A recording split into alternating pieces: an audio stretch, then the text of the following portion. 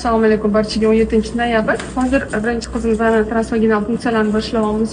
Qiziqligi hozir ekranni ko'rsatamiz sizlarga. Bu eko uchun kelgan patsient emas, tabiiy usulda minimal dozada stimulyatsiyaga olingan va bu bir necha marta stimulyatsiya olganda bir dona ham folikul o'smagan holatda bo'lgan edi.